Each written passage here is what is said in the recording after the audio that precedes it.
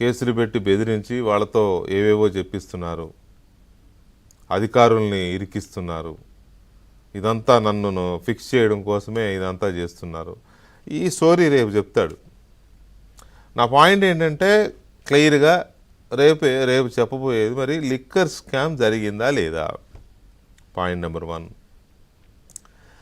ప్రపంచం అంతా digital money వైపు వెళ్తే మీ 5 ఏళ్ల హయాంలో మద్యం అమ్మకాల్లో ప్రభుత్వం పెట్టిన మద్యం షాపుల్లో డిజిటల్ కరెన్సీ ఎందుకు యాక్సెప్ట్ చేయలేదు? మొత్తం నగదు లావాదేవీలే ఎందుకు జరిగాయి? ఎవరైనా క్వార్టర్ కొనుక్కోవాలన్నా మీకు రూపాయలు కరెన్సీ ఇవ్వాలి, పెద్దది కొనుక్కోవాలన్నా కరెన్సీ ఇవ్వాలి. ఎందుకు అలా బిహేవ్ చేశారు? ఆ డబ్బును ఎందుకు 98,000 కోట్ల రూపాయలు మీరు అలా వసూలు చేశారు ప్రజల దగ్గర?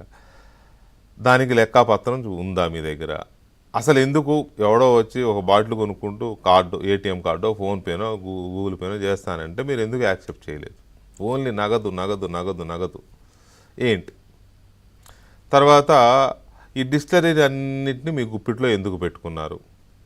బెదిరించి ఎందుకు మీ గుప్పిట్లో పెట్టుకున్నారు? ఈ కొత్త కొత్త బ్రాండ్స్ని ఎందుకు క్రియేట్ చేశారు?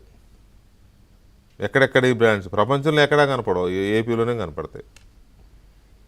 సో ఆ బ్రాండ్స్ని మీరు ఎందుకు ఇది చేశారు? కొత్త ఎందుకు క్రియేట్ చేశారు? ప్రపంచం మొత్తం అమ్మే బ్రాండ్స్ మీ హయాంలో ఏపీలో ఎందుకు లేవు? ఎందుకు వాటిని అమ్మలేదు? వాటిని ఎందుకు చేయలేదు? 20% కమిషన్ ఇచ్చే బ్రాండ్స్ని మాత్రమే మీరు అలో ఎందుకు చేశారు? ఇవ్వని వాళ్ళని గన్ పాయింట్లో పెట్టి బెదిరించిన మాట వాస్తవం కాదా? అవినాష్ రెడ్డి, భాస్కర్ రెడ్డి గారుల అనుచరుడు హనుమంత్ రెడ్డి అనే వ్యక్తి గన్ పాయింట్ ఇట్లా పెట్టి బెదిరించిన మాట వాస్తవం కాదా? వీటితో పాటు భూ ఆక్రమణలు ఇప్పుడే చెప్పా కదా, బ్రేకింగ్ సజ్జల రామకృష్ణారెడ్డి, ఆయన సకల శాఖ మంత్రిగా పేరుంది ఆయనకి. మీ నాలుక ఆయనే, మీ శ్వాస ఆయనే, మీ ఉచ్ఛ్వాస నిశ్వాసాలు ఆయనే, మీ కళ్ళు ఆయనే, మీ చెవులు ఆయనే, మీ మెదడు కూడా ఆయనే అనుకుంటున్నాను నేను. మరి ఆయన చాలా చోట్ల కర్నూలులో చేశాడు, కడపలో చేశాడు అటవీ భూముల ఆక్రమణ.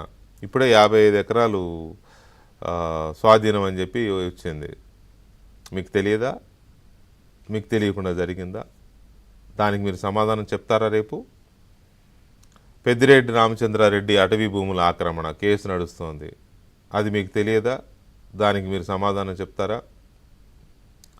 శాండ్ స్కామ్, ఇసుక కుంభకోణం, జేపీ వెంచర్స్ అనేవాడికి ఇష్టారాజ్యంగా ఎలా రాసిచ్చేశారు? ఎందుకు రాసిచ్చారు? దాంట్లో మీ వాటా ఎంత? జేపీ వెంచర్స్కి ఇవ్వడం వల్ల ప్రభుత్వానికి వచ్చింది ఎంత? మీరు సంపాదించుకున్నది ఎంత? అది చెప్తారా? క్వార్ట్జ్ మైనింగ్, అంతకుముందు మీరు రావడానికి ముందు మైన్ చేస్తున్న వాళ్ళందరూ మైన్ చేసి ఆ గుట్టలుగా పెట్టుకున్న క్వార్ట్జ్ అంతా మీ వాళ్ళు బలవంతంగా వాళ్ళని భయపెట్టి, నాకు తెలిసినంత వరకు 170 మంది మైనర్స్ని భయపెట్టి లాక్కుపోయారు. అదంతా అది మీకు తెలియదా? తెలియకుండానే జరిగిందా? అందులో మీ వాటా ఎంత? కాకాని గోవర్ధన్ రెడ్డి గారు ఇప్పుడు ఏ కేసులో అయితే ఉన్నాడో, సిలికా మైనింగ్ ఇంకేదో ఉంది కదా, అది ఆయన ఎందుకు తప్పించుకుని తిరుగుతున్నాడు? దాంట్లో మీ వాటా ఎంత?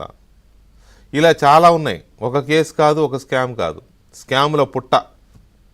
5 ఏళ్ళు కూడా స్కాముల పుట్ట. ఒక భయంకరమైన నేర సామ్రాజ్యాన్ని సృష్టించి అందులో స్కాములు చేశారు. ప్రజలకి స్కీముల పేరు చెప్పి మీరు స్కాములు చేశారు. సో వీటన్నిటికీ సమాధానం చెప్పే అవకాశం ఏమన్నా ఉందా రేపు ప్రెస్ మీట్లో?